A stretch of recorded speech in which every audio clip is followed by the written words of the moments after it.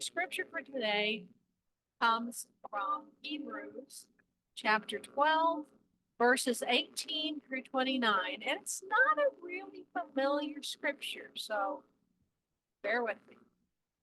You have not come to something that can be touched, a blazing fire and darkness and gloom and tempest and the sound of a trumpet, and a voice whose words made the hearers beg that not another word be spoken to them, for they could not endure the order that was given. If even an animal touches the mountain, it shall be stoned to death.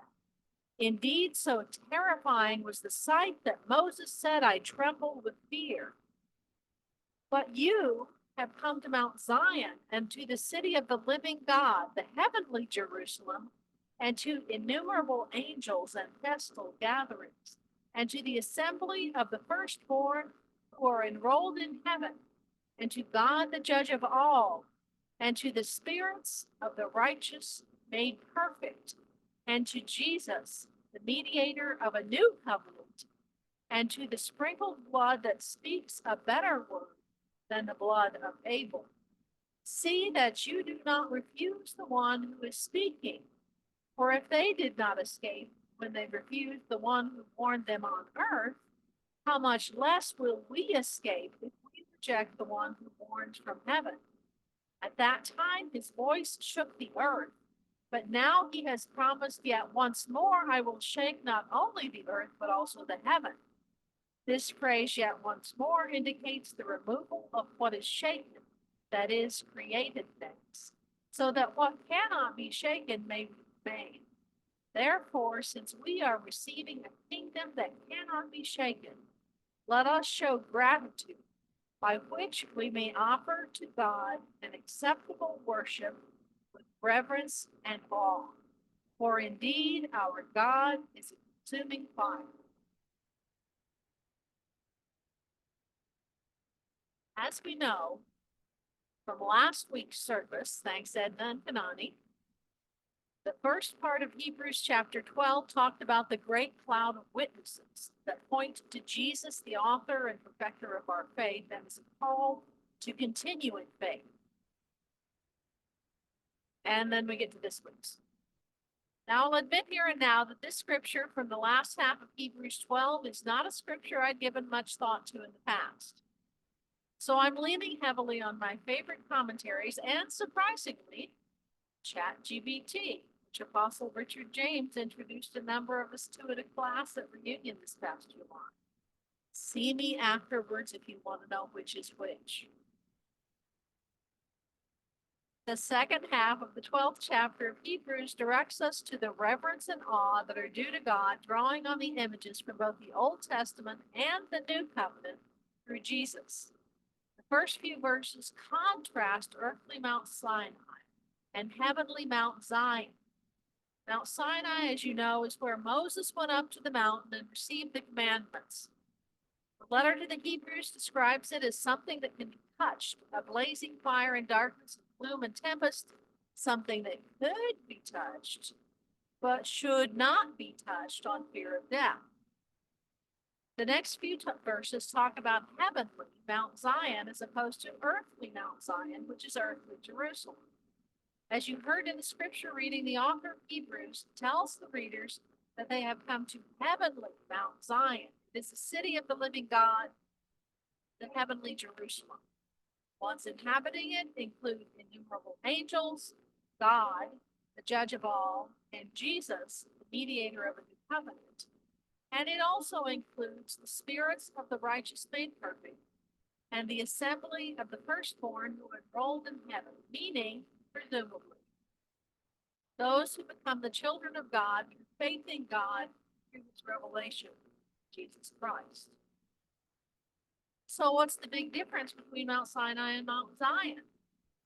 According to the letter to the Hebrews, Mount Sinai shows a people who are so afraid of God that while Moses was away, they decided to create a golden idol to worship instead. This passage represents the sheer majesty of God, the absolute unapproachability of God, and the sheer terror of God. Fear is nothing but an awe-stricken fear, which is afraid to look and even listen. Represented the conditions under which the old covenant was given were dread, fear, distance, and exclusion. The old tabernacle with its curtain preserved the features of distance, exclusion, and inaccessibility. Mount Zion, on the other hand, is the heavenly Jerusalem for which the faithful long, because God is a fair and impartial judge. Those who trust God don't have anything to fear. The earthly Mount Sinai can be shaken, literally and figuratively. It is part of a temporary temporal creation that will be removed, leaving the unshakable foreverness of God's kingdom, unshakable because of God's unchangeable purpose and character. The next section seems to contrast the warnings of Noah, the one who warned on earth, and God or Jesus, the one who warns from heaven. It points out that since the people who received Jesus received an unshakable kingdom, they should respond by offering to God an acceptable worship, reverence, and awe. So we can see this as a continuation of the story of those who accepted the testimonies of the great cloud of witnesses and continued in the faith, with strong warnings that indeed our God is a consuming fire and of what would happen.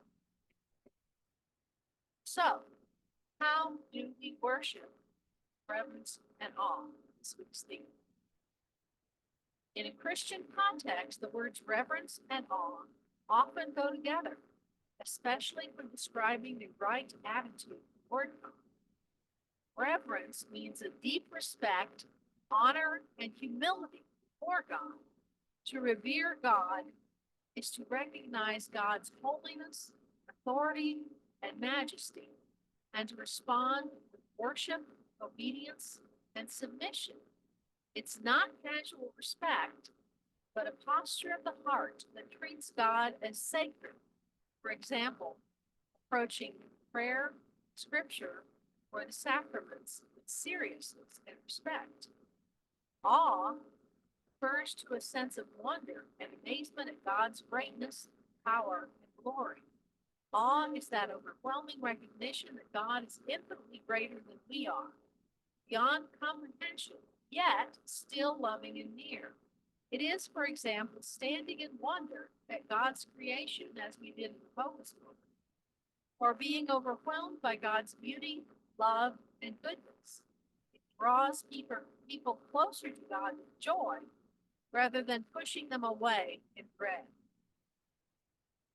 Here are a few practical examples of how a Christian today might experience reverence and awe in daily life, in prayer, in worship at the church, and in creation. In prayer, reverence can mean that before you begin praying, pause, quiet yourself, and remember you are speaking to the holy God of the universe, not casually, humility. Awe can mean that as you pray, you are struck with the amazement that the same God actually listens and cares for your personal needs.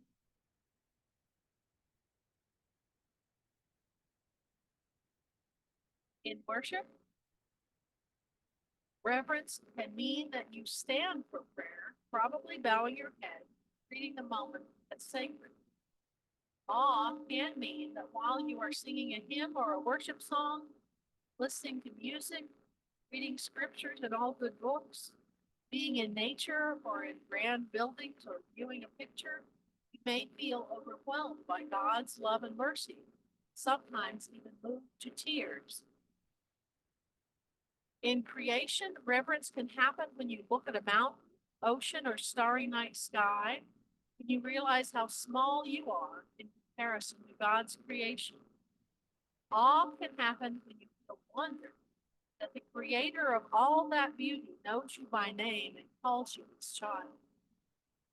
So in practice, reverence keeps us humble before God, while awe fills us with joy and wonder at his greatness and love. It's really important to have a balance of reverence and awe in your life.